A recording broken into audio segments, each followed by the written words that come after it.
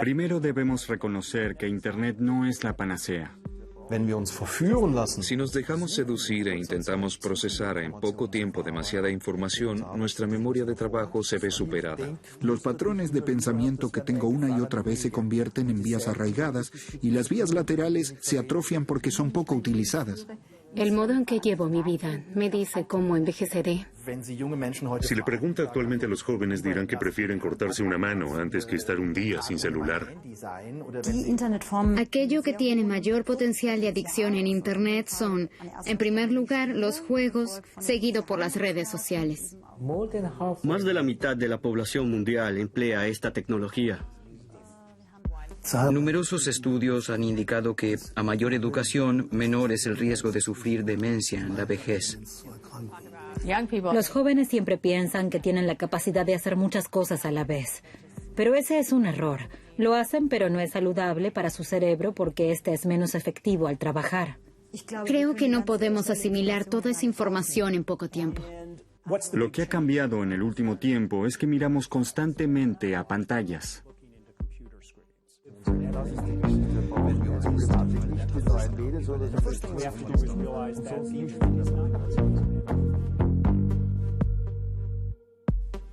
El mundo digital se ha vuelto omnipresente. Los ordenadores han entrado a nuestra vida en forma de teléfonos inteligentes, tabletas electrónicas, navegadores y consolas de juegos. Internet nos interconecta permanentemente. Los buscadores nos ofrecen una cantidad de datos inabarcable. Lo que aprendemos y lo que recordamos nos hace lo que somos. Sin embargo, encierra también peligros el que los ordenadores e Internet se integren cada vez más a nuestra vida. Las críticas se alzan cada vez con mayor fuerza. Cuadro clínico, adicción a estar en línea, Google nos vuelve tontos, Internet modifica nuestro cerebro, nuestro pensamiento. Los medios digitales pueden propiciar una decadencia mental patológica en la vejez. ¿Hacia dónde nos conduce esta corriente digital?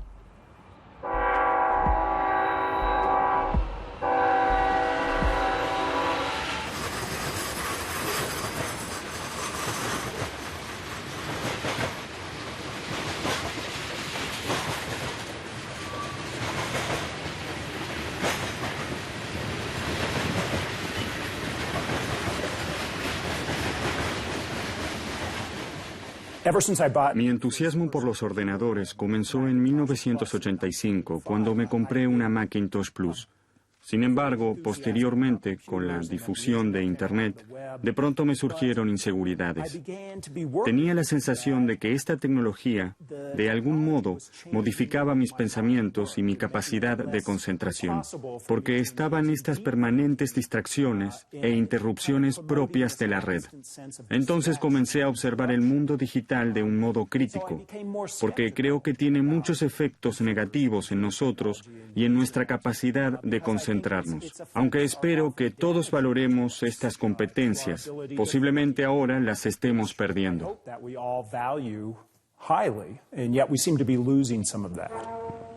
An electronic computer, often referred to as computers, are not brains. They do not think. They are not capable of planning, devising, or creating. But they can remember things in the sense that they can store large amounts of data. You may not realize it, but the chances are that a machine such as this one, or similar to it, has already affected your everyday life and will most certainly affect your future.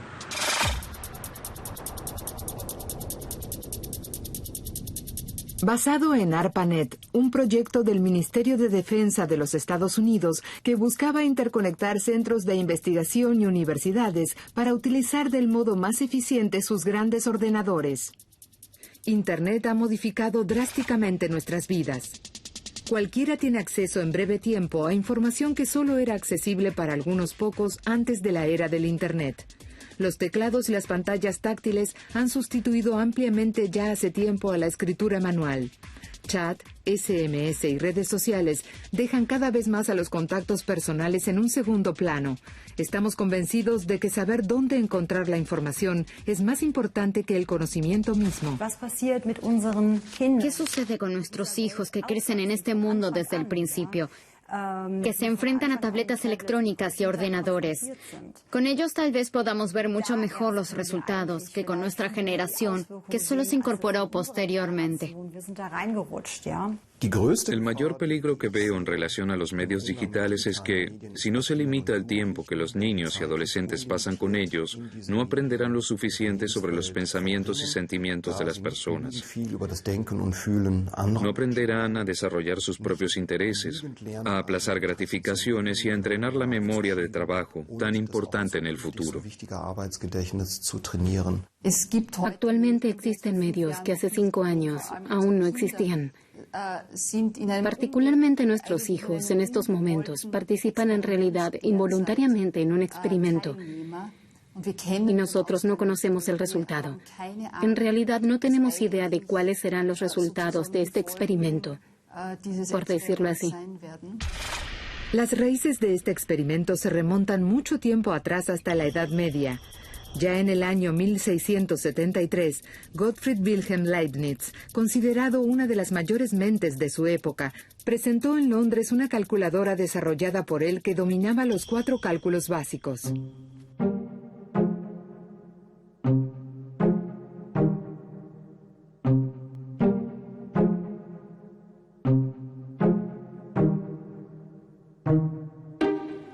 Parece que el tiempo que deberíamos ahorrarnos con la calculadora de Leibniz actualmente se lo dedicamos voluntariamente a escalas mucho mayores a nuestras calculadoras modernas. Puede ser que el paso a la época de los medios modernos nos haya convertido incluso en esclavos de nuestros dispositivos digitales, y puede ser que nosotros mismos cambiemos debido a nuestro nuevo rol, o que nuestras calculadoras digitales nos cambien de manera enfermiza. Sorprendentemente, modificamos muy rápidamente nuestro comportamiento, nuestro patrón de pensamientos y la manera en que nos contactamos entre nosotros. Sin reflexionar críticamente respecto a cómo influiría esta tecnología en nuestra vida, nuestro pensamiento y nuestra relación con los demás. Creo que nos estamos enfrentando a una tecnología muy poderosa y deberíamos reflexionar muy bien en cómo la utilizamos y en qué sería mejor que no lo hiciéramos. Uno de los primeros que se ocupó en sus publicaciones críticas en la cuestión de cómo influencian los medios modernos nuestra mente, nuestra estructura de pensamientos y nuestro entendimiento fue el autor norteamericano de bestsellers Nicholas Carr. Completamente rodeado por el mundo digital, decidió dar un cambio drástico en su vida, mudándose de la región completamente interconectada de Boston a las montañas rocallosas cerca de Denver. Estaba convencido de que los ordenadores e Internet le robaban la capacidad de concentración y el pensamiento contemplativo a través de las permanentes interrupciones y distracciones. Primero debemos reconocer que Internet no es la panacea y que a menudo sería mejor leer libros o artículos impresos en papel, porque así la distracción es menor. A menudo sería mejor hablar concentrados, personalmente con alguien, que comunicarnos superficialmente en la red. También sería preferible escuchar música con un equipo que con un ordenador. Solo porque los ordenadores ofrecen tanta variedad, cometemos el error de decir, usemos el ordenador para todo. Sin embargo, deberíamos reconocer que las herramientas especiales con frecuencia son más apropiadas que el universal Internet, o que también las conversaciones personales y el contacto personal son mucho mejores que las aplicaciones online. Cambio de escenario. En ningún otro país del mundo se navega por Internet tan rápido como en Corea del Sur. Un sudcoreano accede a la información en la red casi al doble de rápido que el promedio en Europa. Programas estatales promueven la rápida expansión y la gran disponibilidad al mundo digital. Al parecer con éxito, ya que según una estadística de una organización de cooperación y desarrollo económico del año 2013, en promedio hay 104 accesos a Internet de banda ancha móvil por cada 100 sudcoreanos, lógicamente además de los accesos por telefonía fija. Por consiguiente, Internet, las computadoras y los dispositivos digitales se utilizan con mucha intensidad. Hace 4 años, menos del 30% de los estudiantes de enseñanza media, de un rango de entre 13 y 15 años, utilizaban teléfonos inteligentes. Hace 4 años. Pero un año después, es decir, hace 3 años, ya era el 60%. Y hace un año ya el 90%. Pienso que un crecimiento anual de 30% representa un caso muy particular.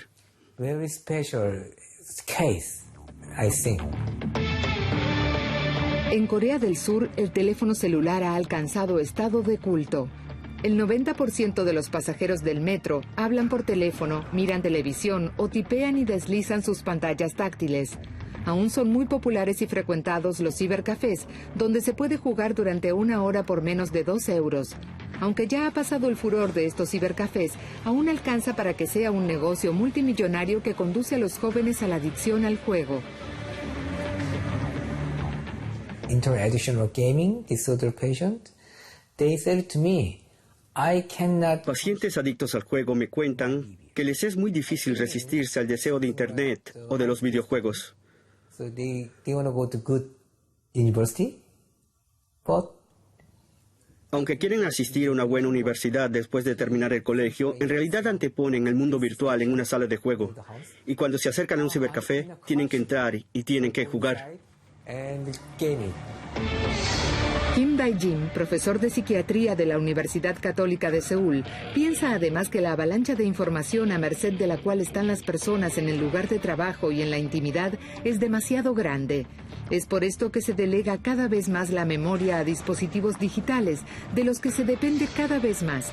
E incluso durante el tiempo libre no se puede resistir a la seducción del mundo digital.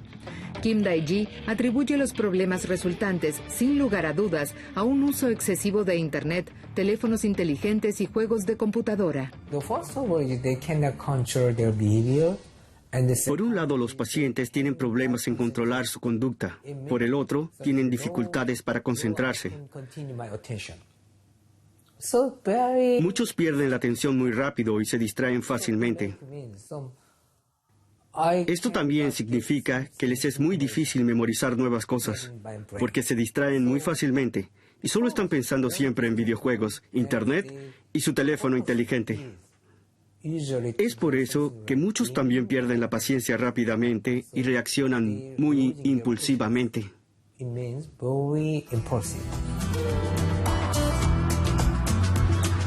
La psiquiatra Victoria Dunkley, en su consultorio en Los Ángeles, también ha realizado observaciones similares. Desde hace unos 10 años, se presentan pacientes con problemas que se derivan del uso excesivo de dispositivos digitales. En este caso, se trata de afectados de todos los grupos etarios. En los últimos 5 años, han aumentado masivamente la intensidad y la frecuencia de los síntomas determinados. En los niños se presentan a menudo irritabilidad, problemas de concentración, dificultades de aprendizaje y en las relaciones con otras personas, y también una conducta agresiva. Los niños por lo general son más ensimismados y también tienen problemas relacionados al sueño. En el caso de los adultos, los síntomas son muy similares, es decir, problemas de concentración y resistencia, irritabilidad e insomnio. En el último tiempo también se presentan muchas más enfermedades mentales y deben ser prescriptos medicamentos más a menudo, en especial en adolescentes. Cada vez más niños deben asistir a escuelas especiales. Pero al mismo tiempo sabemos que el uso de dispositivos electrónicos ha aumentado en todos los grupos etarios. Y desde el punto de vista clínico, siempre se ven progresos cuando los pacientes renuncian a los dispositivos electrónicos, tanto en los problemas de concentración y de estado de ánimo, como también en los trastornos de conducta. El bienestar general con frecuencia mejora mucho. Estas son pruebas claras de los efectos de estos dispositivos.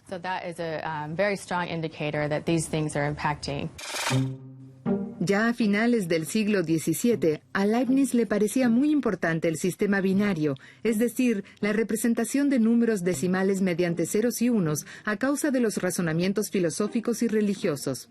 Con una documentación completa sobre el sistema dual, sentó las bases para el procesamiento de la información digital actual. No obstante, lo que él no podía imaginarse era la utilización que le darían los usuarios de Internet hoy y los efectos precisamente de esta tecnología, en la que en definitiva él influenció decisivamente como pionero. En el año 2010, el estudio Generation M-Square, realizado en Estados Unidos, publicó las cifras de la utilización de medios por adolescentes y se compararon con cifras de años anteriores. El estudio de la Kaiser Family Foundation investigó la conducta de uso de más de 2.000 adolescentes de entre 8 y 18 años. Se reveló que en los últimos años el tiempo de uso había aumentado de 5 horas por día a unas 7 horas y media. Otros estudios indican incluso tiempos de uso aún mayores. Los resultados del estudio y el enorme aumento en el tiempo de uso de los medios podrían darnos que pensar. Si al total de 11 horas de uso diarias le restamos el tiempo compartido por tareas simultáneas, siguen quedando más de 7 horas al día. ¿Indica esto un comportamiento adictivo con eventuales consecuencias? La Agencia de Información Nacional Sudcoreana admite que casi el 12% de los adolescentes de entre 10 y 19 años serían calificados como adictos a Internet. La porción de la población general adicta a Internet rondaría el 8%. En Austria, lamentablemente, faltan datos epidemiológicos representativos, pero se basan en proporciones alemanas que fueron examinadas detalladamente en 2011 a pedido del Ministerio de Salud. En lo que respecta a las cifras de prevalencia, existe el estudio PINTA, basado en una encuesta telefónica a más de 15.000 personas. Y en este a las personas que mostraban un comportamiento llamativo se las volvía a analizar detalladamente. Se estima la cifra de prevalencia en un porcentaje considerando las categorías etarias entre los 14 y los 64 años.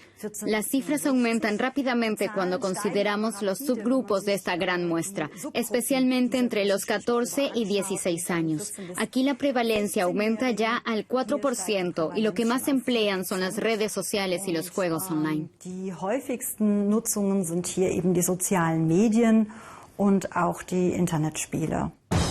De este modo, unos 560.000 alemanes serían considerados adictos a Internet. Esta cifra se corresponde aproximadamente a la porción de alemanes que consumen drogas duras ilegales. El comisionado de adicciones del estado de Baja Austria, Christian Kobel, ve en los medios modernos un potencial de adicción. Además del factor tiempo de consumo, observa otros criterios esenciales. Uno puede ser adicto a una sustancia o a una conducta y en esto solamente la cantidad es muy poco como criterio. Se trata más bien de la relación con la droga o con la conducta. Es decir, uno tiene limitaciones por el consumo de sustancias, por ejemplo, por el alcohol o por las drogas. Dicha limitación por el consumo de sustancias se evidenciaría por el descuido de las obligaciones, pero también el descuido de los intereses y de las aficiones. Esa presión y ese afán por seguir consumiendo estas sustancias a pesar de que uno nota que son dañinas. Y cuando uno las deja, entonces se presentan cambios y síndromes de abstinencia. Entonces sufro de una adicción. Si le pregunta actualmente a los jóvenes, dirán que prefieren cortarse una mano antes que estar un día sin celular. O cuando se intenta que estén sin el celular, se vuelven agresivos con las personas. Lo quieren tener a toda costa. Los niños golpean a sus padres, incluso hasta apuñalan. Ya hubo los primeros casos de asesinato sencillamente porque alguien no podía arreglársela sin celular, ya que alguien se los había quitado. Y todos estos son criterios muy claros que hablan de una adicción. También el hecho de que cuando las personas no tienen nada que hacer, lo primero que hacen es mirar su celular. Si un alcohólico no tiene nada que hacer, lo primero que hace es pensar en el alcohol. Alguien que no tiene celular, lo primero que hace es pensar en él, y esto también es un criterio muy claro de adicción. Behavior addiction. Sabemos que las adicciones conductuales son muy similares a las adicciones relacionadas a las sustancias. Las características esenciales de una adicción como la tolerancia, el síndrome de la abstinencia y el deseo vehemente al agente de adicción, las observamos también en las adicciones a Internet, a los teléfonos inteligentes y a los videojuegos. Internet addiction, smartphone addiction, gaming addiction. Siempre tiene que ver con que se activa el sistema de gratificación propio del cuerpo. Es decir, tenemos diferentes accesos, pero siempre llegamos al mismo tramo final, algo que hoy conocemos por las investigaciones, donde finalmente todo se trata de liberar endorfina y, por último, liberar dopamina. Es lo que quiere la persona y así se gratifica, y cuando eso se activa se produce una adicción. La psicóloga Tagrid Lemenanger, que dirige el Grupo de Trabajo para Adicciones a Internet y Medios del Instituto Central de Salud Mental de Mannheim, atiende en el ambulatorio de adicciones de Mannheim a pacientes que sufren de adicciones conductuales por Internet. Los motivos más frecuentes son los temores sociales. Estos por lo general están presentes antes de la adicción a Internet, es decir, quienes no se desenvuelven muy bien socialmente en la pubertad cuando están desarrollando poco a poco su identidad. Entonces causan una mala impresión o tal vez sean tímidos. Y entonces Internet, por supuesto que les ofrece en una primera instancia un muy buen ámbito de comunicación.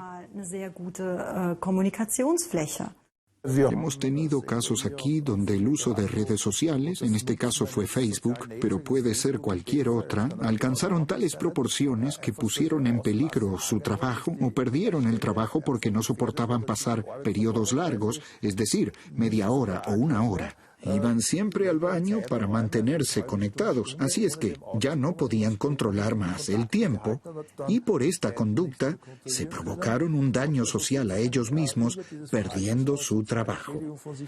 Y esto, según mi opinión, necesita tratamiento. Y esta es la esencia de la adicción que hay que tratar. El tiempo por sí solo es muy poco. Por supuesto que no podemos hablar de una enfermedad manifiesta siempre que se usen los teléfonos inteligentes u ordenadores de un modo excesivo. Además, a nivel mundial aún no está definido uniformemente el término adicción a Internet, pero los efectos del mundo digital son de todos modos objeto de intensas investigaciones. Muchos expertos temen trastornos en el desarrollo del cerebro de los jóvenes, precisamente cuando se evidencia un desequilibrio en el balance natural. Actualmente no pasa un día sin que alguien diga que lo digital es genial, que es el fin de la era de la tiza en las escuelas, que ahora son imprescindibles los iPads en los jardines de infantes y que los niños deben acostumbrarse tan pronto como sea posible a las nuevas tecnologías. Ahora sabemos que las nuevas tecnologías causan adicción y perjudican el desarrollo del cerebro porque las pantallas pueden ser coloridas y sonoras, pero falta todo lo demás. Y precisamente los niños pequeños deben palpar, deben probar, deben manipular las cosas para aprender. Y si solo deslizan, significa que siempre harán el mismo movimiento de manos. La motricidad no se tendría en cuenta en el aprendizaje. Además, tampoco se le daría importancia a lo sensorial porque se trataría siempre de la misma superficie monótona. Les estarían quitando algo, es decir, la áptica y la motricidad, que son, por cierto, muy importantes para el aprendizaje. Esto significa que si les doy un iPad, estaría haciendo un aporte activo en el atontamiento de los niños pequeños. Y todo ese discurso de que necesitamos estos dispositivos ya desde el jardín de infantes son tonterías. Quienes emplean estos medios sin límites desde temprano, muy probablemente no desarrollarán su cerebro de manera óptima o sus capacidades de manera óptima. En adolescentes y niños se ha determinado que si ya empiezan a utilizar intensamente los medios digitales a partir de los 12 años o ya antes, como lo hace ahora la mayoría, se daña su capacidad de concentración. El experto en cerebro Martin Korte, que investiga en la Universidad Técnica de Brunswick los fundamentos celulares del aprendizaje y la memoria de trabajo, rechaza rotundamente una crítica general a los nuevos medios. Sin embargo, está convencido de que en relación a los avances digitales, aún debemos desarrollarnos mucho más para evitar efectos negativos en nuestras capacidades cognitivas. Expertos como Martin Korte son muy críticos respecto a la tendencia general a las multitareas. Notamos que la memoria de trabajo desmejora.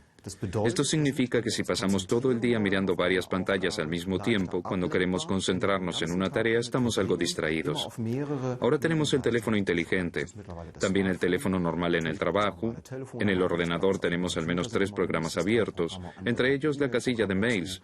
Probablemente en una empresa tengamos una intranet y a esto se le suma la propia tarea que debemos realizar. Es decir, que rápidamente nos encontramos entre 6, 7 u 8 tareas diferentes. Y esto significa que podemos distraernos muy fácilmente y nos volvemos más propensos a cometer errores. Los adultos nos volvemos más desatentos por las diversas distracciones. Constantemente surge algo nuevo y esto se deja ver en que entonces somos menos efectivos al trabajar. Así que las personas que afirman que pueden realizar varias cosas al mismo tiempo dicen tonterías. Ninguna persona puede hacerlo, ni siquiera las mujeres pueden leer 2 libros al mismo tiempo o tienen 2 conversaciones al mismo tiempo. Sencillamente nadie puede hacerlo. Al contrario, se ha demostrado que cuando esto se exige, se vuelve cada vez peor. No solo nos volvemos menos efectivos y cometemos más errores cuando realizamos distintas tareas al mismo tiempo, la capacidad tan importante de procesar información selectivamente también podría perjudicarse con la gran cantidad de estímulos con la que bombardea el mundo digital. Una de las competencias más importantes al manejar grandes cantidades de información y que necesitamos al relacionarnos con medios digitales es clasificar constantemente lo importante de lo no importante. Debemos ser muy selectivos al clasificar la información y es fundamental la atención selectiva sobre los estímulos más importantes, pero al mismo tiempo es extremadamente difícil en una situación increíblemente compleja de la tecnología y de la información. Y en esto nos ayuda de forma decisiva el lóbulo frontal. Si está bien entrenado, selecciona lo importante de lo no importante. Pero para esto, el lóbulo frontal debe ser capaz de trabajar. Necesitamos un rendimiento muy bueno de la memoria de trabajo y debemos preguntarnos cómo entrenar nuestra memoria de trabajo de una forma óptima. Podemos entrenar la memoria de trabajo al leer. De hecho, al leer páginas, al preguntarse varias veces al día una y otra vez lo que estamos haciendo en ese momento, a hacer las cosas de otra manera, porque en ese momento la conexión entre las neuronas y la memoria de trabajo se hace más fuerte. Cuando realizamos esas actividades, obtenemos más puntos de contacto entre las neuronas y de este modo una mayor capacidad de cálculo. Las actividades deportivas favorecen la memoria de trabajo porque fortalecen la presión sanguínea del cerebro y porque las actividades deportivas favorecen en gran medida la concentración. Está comprobado que el deporte ayuda para conservar la capacidad de cálculo en el lóbulo frontal hasta la vejez. El lóbulo frontal ocupa alrededor del 40% de toda la corteza cerebral y es la parte del cerebro que más se ha desarrollado en nosotros los humanos. Se supone que aquí, junto a muchas tareas motoras, especialmente en la parte delantera, se sitúan funciones importantes como la memoria de trabajo, la atención, la reflexión, la decisión y la planeación. Tarda unos 25 años hasta que el lóbulo frontal está completamente maduro. En consecuencia, precisamente las primeras 2 décadas de nuestra vida deberíamos tratar con cuidado nuestro lóbulo frontal. Podemos decir claramente que la forma en cómo utilizamos en este momento los medios digitales no favorecen el desarrollo y la conservación del lóbulo frontal. Ahora sabemos que nuestro cerebro se ajusta a las condiciones del entorno. Se habla de neuroplasticidad, somos muy deformables. Y lo que ha cambiado durante el último tiempo es que estamos mirando todo el tiempo una pantalla. Y pienso que está cada vez más claro que nuestros cerebros también se ajustan al mundo digital que hemos creado para nosotros. En muchos estudios, sobre todo del Extremo Oriente, existen pruebas cuantitativas para estas afirmaciones, que proveen de resultados preocupantes mediante los más modernos métodos de investigación de proyección de imágenes. Si se utiliza demasiado el ordenador por mucho tiempo para jugar u otras cosas, se presentan modificaciones en el cerebro, especialmente en el lóbulo frontal. Muchos de los estudios publicados hace poco lo demuestran. Aquí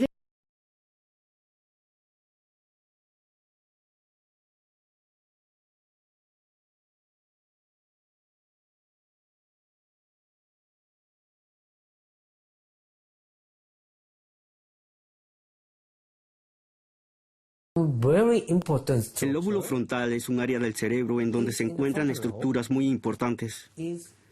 Aquí en la parte de adelante, justo sobre la frente, esta parte delantera del cerebro es la responsable de la coordinación, conducta, conciencia y el control de las agresiones y la impulsividad. Aquí se encuentra también el criterio. Y los estudios muestran claramente que muchas áreas importantes del lóbulo frontal se atrofian. El volumen de las estructuras se reduce. Se ve como un caso de demencia.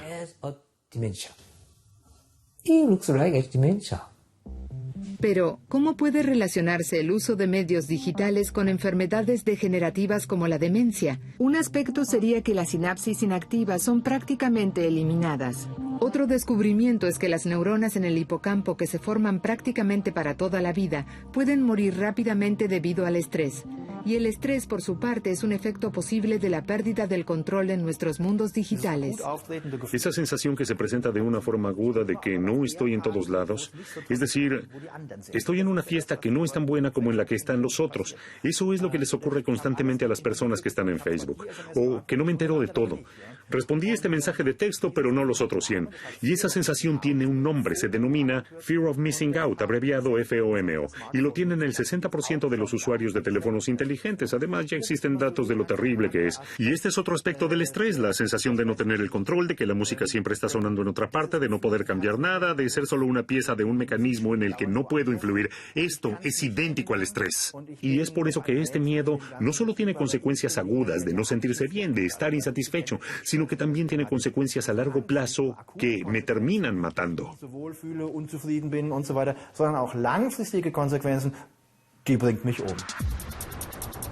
Manfred Spitzer, el neurocientífico de Ulm, retoma estas reflexiones junto a las últimas revelaciones de estudios de proyección de imágenes sobre el cerebro en su libro sobre demencia digital. Creo que el término demencia digital es tan controvertido. En primer lugar, porque la relación de estos dos términos, desde el punto de vista científico, en este momento no está permitido porque nos faltan los datos. A pesar de ello, es un término muy apropiado para despertar a la sociedad y advertir de que existe la posibilidad de que el consumo excesivo de Internet, el consumo excesivo de los medios digitales en general, puedan sentar las bases para un mayor riesgo de sufrir de demencia en nuestra vejez.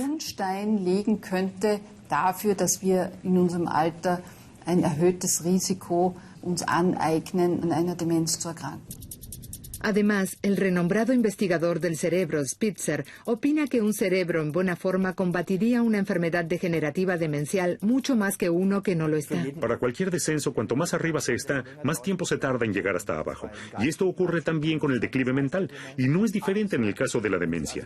Si tiene un cerebro muy bien desarrollado y comienza a decaer, entonces sufrirá de demencia, pero con 150 años. Y entonces ya no lo experimentará, morirá antes de otra cosa. Pero si su cerebro no se ha desarrollado completamente y los medios digitales contribuyen a que no lo haga, comienza con el proceso de envejecimiento o de demencia, entonces experimentará la demencia porque el declive comenzó desde muy abajo.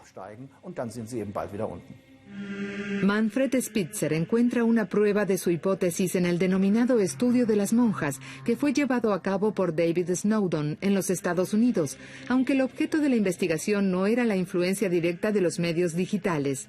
Snowden observó por muchos años a 600 monjas en relación a su edad y capacidad mental. Todas las monjas participantes pusieron a disposición sus cerebros para la investigación después de su muerte, y Snowden realizó un descubrimiento notable. Aunque en un número significante de monjas se pudieron encontrar signos importantes de la enfermedad de Alzheimer, hasta el momento de su muerte estos pasaron completamente desapercibidos. En estudios más precisos se descubrió que el nivel de educación podría tener un papel fundamental. Está, por ejemplo, la hermana María, que fue maestra hasta los 84 años y después continuó trabajando como maestra extraoficialmente. Y estaba en muy buen estado y murió con 101 años. Y entonces, cuando falleció, se estudió su cerebro y estaba completamente afectado por el Alzheimer.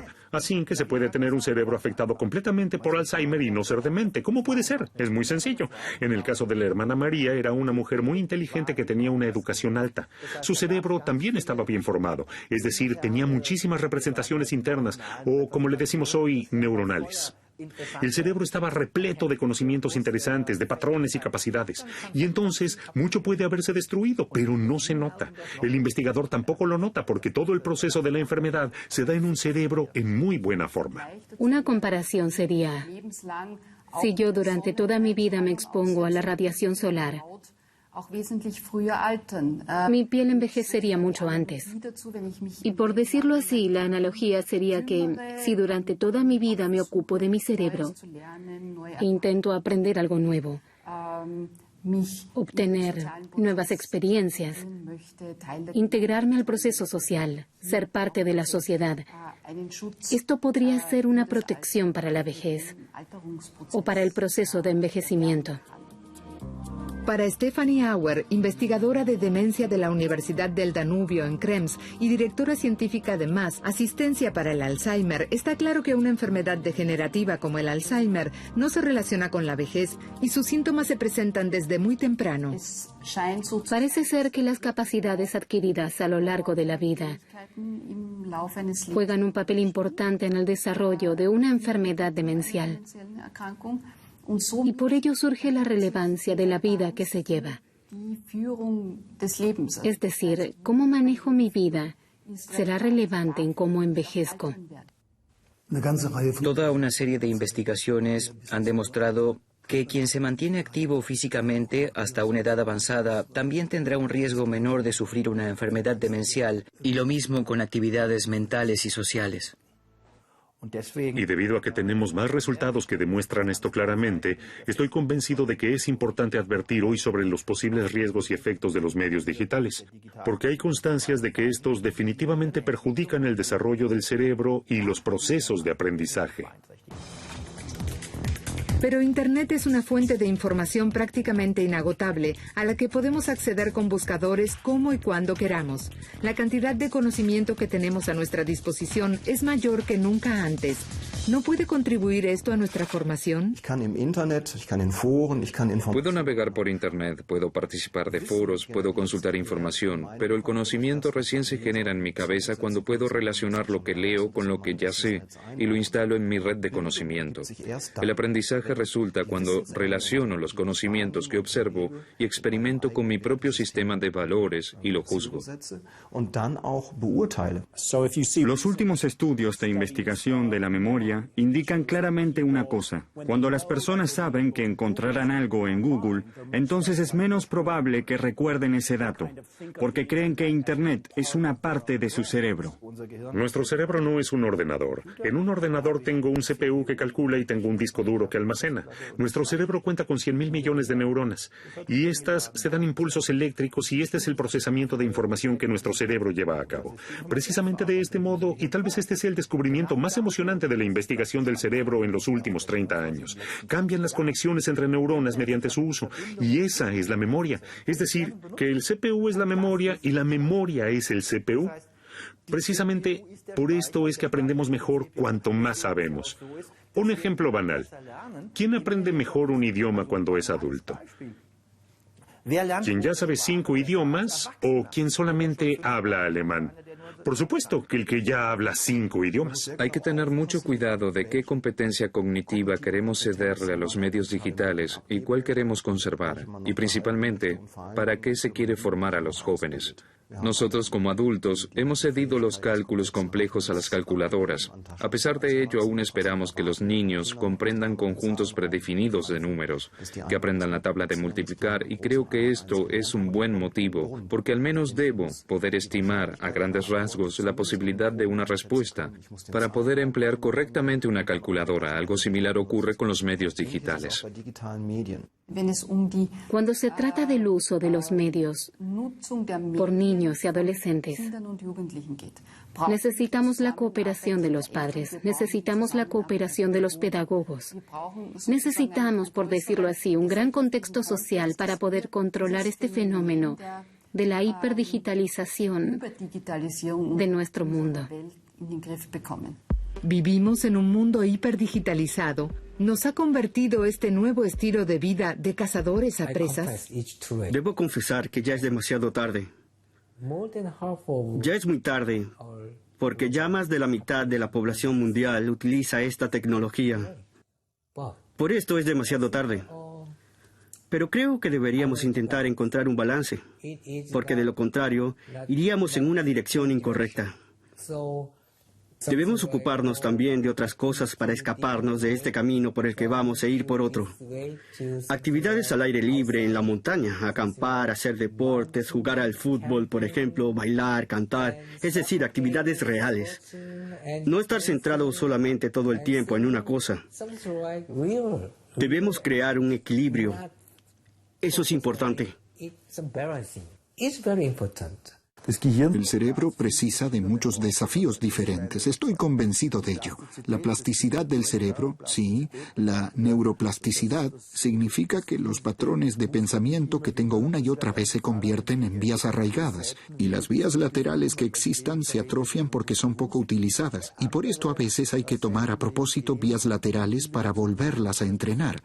Hay un amplio campo de actividades, tanto como el amplio aprendizaje anterior. Yo no satanizo nada. Solo pienso que deberíamos manejarnos más racionalmente, más concienzudamente y más responsablemente. Debemos capacitar a nuestros niños y jóvenes para que tengan un perfil educativo amplio. Deben saber manejarse tanto con medios digitales como con el conocimiento clásico. Deben poderse concentrar, deben intentar adquirir idiomas extranjeros. Y solo pueden alcanzar este perfil si se regula o limita estrictamente el número de horas que se pasa con los medios digitales como estudiantes del nivel primario, o si están en la quinta, sexta o séptima clase. Porque a mí me sorprende cómo muchos padres permiten la tableta electrónica, el teléfono inteligente o el ordenador en el dormitorio de un niño de 10 años, pero al mismo tiempo le cierran el mueble donde están los dulces. Si estamos permanentemente en línea, si estamos permanentemente activos y nos comunicamos permanentemente a esa velocidad, eso produce estrés, lo que también afecta a las funciones del cerebro. Pero pienso que si aprendemos a manejarlo con más cuidado y nos volvemos más conscientes, entonces Internet es algo muy útil. También si leemos alguna vez un libro. Es decir, no estar todo el tiempo en línea, sino que creo que tampoco habría que satanizar las cosas antiguas. Hay una gran diferencia al utilizar un libro y voltear sus páginas. Creo que esto debería ser importante y de este modo definitivamente podríamos evitar esta demencia digital.